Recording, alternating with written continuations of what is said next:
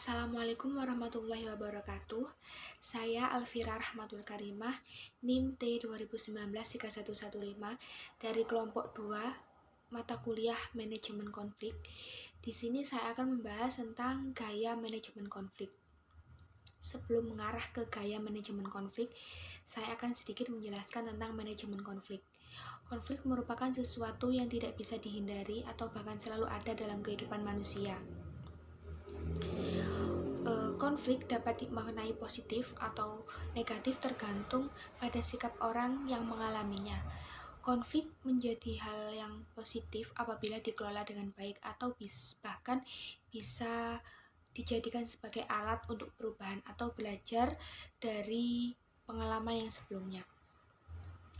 Manajemen konflik diartikan sebagai suatu pendekatan yang berorientasi pada penyelesaian konflik melalui dengan kegiatan merencanakan, mengorganisir, dan mengarahkan dengan berbagai bentuk komunikasi, termasuk tingkah laku kepada pihak-pihak yang terlibat konflik.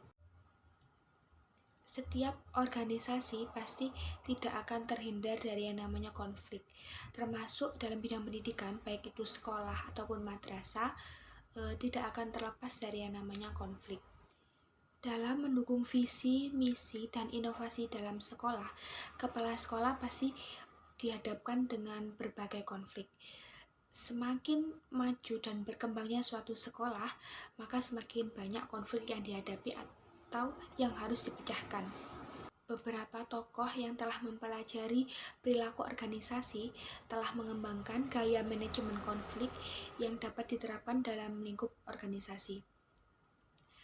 Thomas dan Gilman dalam Wirawan yang dikutip oleh Mulyasa membagi 5 gaya manajemen konflik.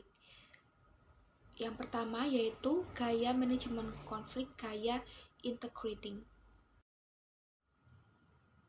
Gaya integrating ini dengan teknik mempersatukan merupakan salah satu pendekatan penyelesaian konflik dengan melalui misalkan menemukan informasi yang ada, terus dengan mengamati perbedaan serta mencari solusi yang agar berusaha diterima oleh semua pihak. Pendekatan ini juga diasosiasikan dengan pemecahan masalah yang sangat efektif jika konflik sangat kompleks. Gaya integrating ini atau proses integrasi berkaitan dengan mekanisme pemecahan masalah atau sering juga disebut dengan problem solving, seperti dalam menentukan diagnosis dan intervensi yang tepat dalam suatu masalah.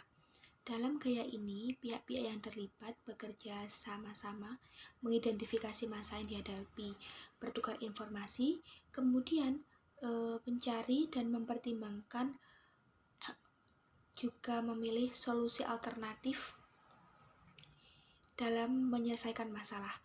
Gaya ini juga cocok untuk memecahkan isu-isu yang kompleks yang disebabkan oleh kesalahpahaman. Tetapi, gaya ini tidak sesuai dengan masalah yang terjadi karena sistem nilai yang berbeda.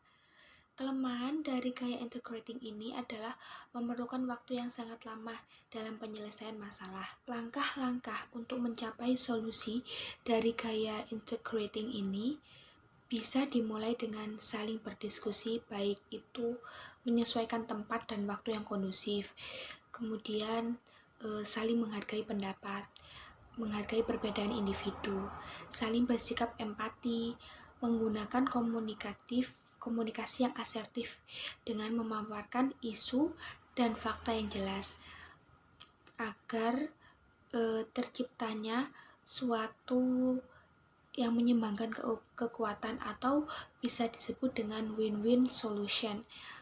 Mungkin sekian dari saya, mohon maaf apabila ada tutur kata yang salah. Sekian dari penjelasan saya. Wassalamualaikum warahmatullahi wabarakatuh.